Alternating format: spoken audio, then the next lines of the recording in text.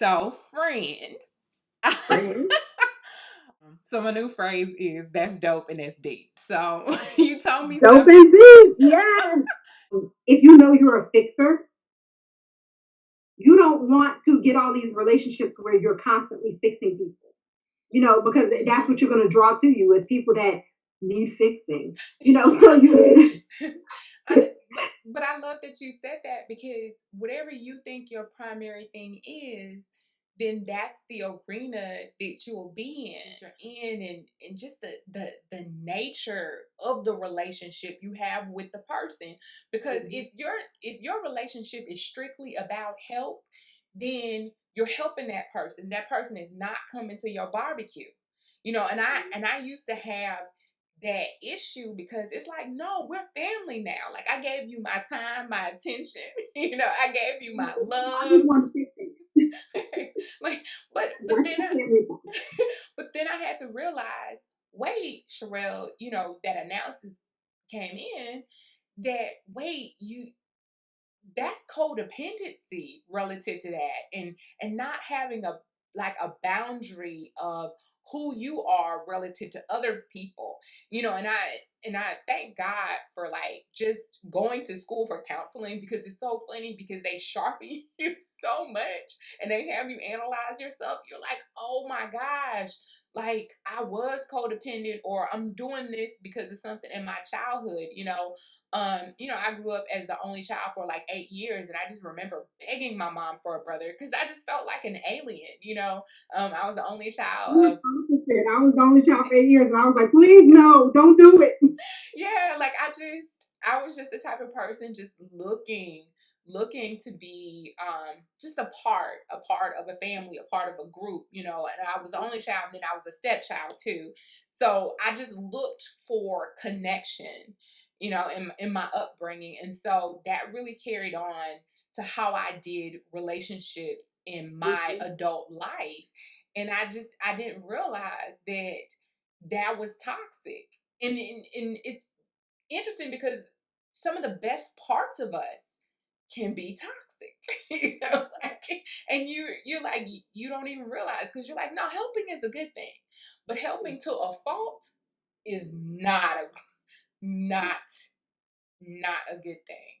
And I had to reevaluate that stuff with myself also because I, like you, I had a sibling when I was 8 after being the only child, and I didn't want it. So I found myself like pushing friendships away, only wanting friendship to a certain extent. Like I like you, but let's kind of keep it like this.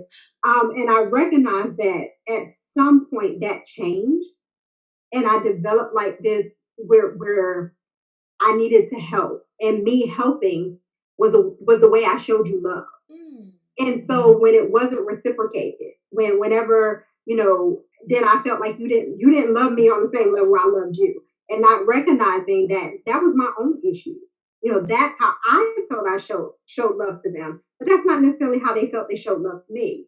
So here I am thinking when you wake me up at 2 in the morning because you're sad, and I jump in my car and come over, that you're seeing this level of love, and so when I call you at 2 in the morning and you don't pick up, and then when I talk to you later and I'm telling you like, hey, I was, really sad, and you're just like, oh, but I had this going on, and oh, and I need you to come over again today because I'm sad. That's what the person is saying. I'm sitting back like, wait a minute, this person doesn't love me. No, it's not necessarily that at all. It's just that you have developed what this looks like to you, and that person may have a different understanding of the relationship. So I think, one of the things that I did to kind of correct that is seeing that in myself and saying, okay, you have a tendency to, expect you out of other people. Mm. And so I had to realize that I can't expect me out of other people. We're all different. So whatever I do, I have to do it because I choose to do it and not because I'm expecting that in return. And being clear with myself of what those boundaries are. And I think this is so great because it ties into a lot of things that we talk about when we come to boundaries and different things, even though we're talking about relationships on a different level now. But being able to determine when it's time to let go, part of that is setting boundaries from the beginning and revisiting them and saying to yourself, okay, I done crossed this boundary like 5,000 times with this person. And it's making me feel unhealthy. It's making me feel unhappy. And now it's time because that's a toxic trait there too. Mm-hmm. That is very toxic. And so I think a lot of times when we look at something being toxic, we always think that's a bad thing. So, when you say someone's toxic, it's like, oh, well, they're alcoholic or they'll curse you out or they're this. No, being toxic can mean that you help to a fault.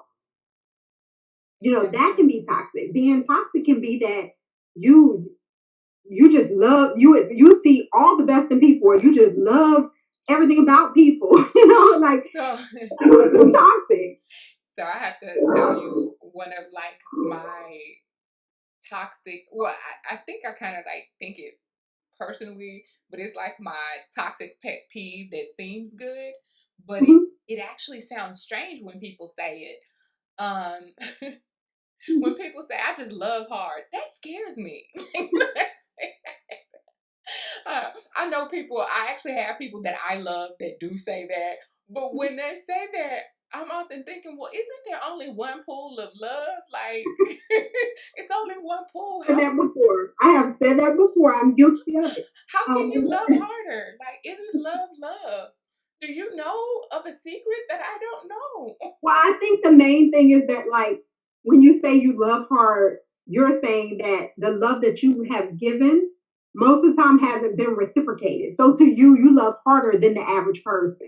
But what it really is just you just love the wrong people. Like that's really what it is.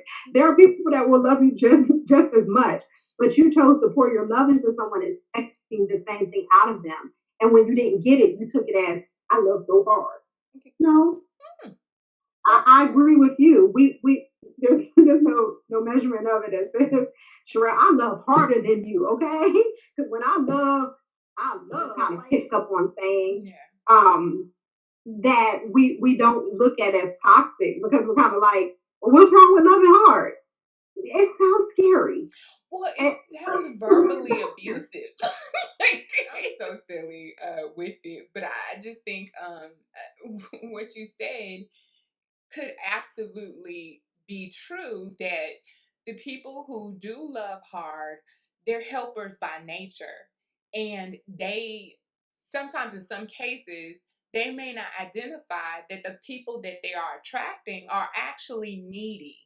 And so they have to then step up and really make sure things go a certain way to handle things. So maybe it might appear to be aggressive, but maybe they're really solutions oriented and focused, but the population, and I think you hit the nail on the head, the population that tends to come to them or that they're attracted to are in fact needy people who may not know how to care for another, with them because they can't necessarily reciprocate that. But it's helpful to understand what your positioning is, what your role is in that relationship. And then I think something you kind of touched on earlier is also understand when it transitions, and things like that. I had to understand the ebbs and flows, because I always look at relationships as like this beautiful art, this dance that's so, you're looking at the footwork, you're looking at the steps, and you're determining what the rhythm is. you're Um, trying to sit in there so you can tangle with them. correct. But I think that, just like I said, it's so many things you said that were so important. You recognize that what you do, your actions may not be how someone else looks at things, or choose to commit to those actions. So you do have to recognize those things, but you have to also recognize when you're at a deficit, when you're really drained from Right. from talking to the person or even thinking about the person, like, so I would say one of the other things that we need to think about is often what are the signs that our body is giving us when we think of this person, you know? Because your body, think about it. Sometimes your body will automatically let out a sigh. Just if you see that person's name on your phone, just, you're like, I'm like, I think for me in my mind, I'm like, why you gotta brace yourself for a call? This is not right. And like you said, your body will give you those signs, whether it's that or, if it's a relationship where it's a boyfriend girlfriend relationship, and you know that you and this person go to breakfast together, and you're like oversleeping every time and then you get out of bed and you're like, oh, we just gonna argue over coffee. Mhm. That is your body's way of saying this may not be the thing. But I love this conversation, but I know we can go on for hours about this because relationships are such a big thing because they encompass all different types of relationship, platonic, and all of that stuff. So I know that we have had some great takeaways, and so I'm excited about our next conversation about whatever that can be. Who knows? Yeah. But I love that it's always open.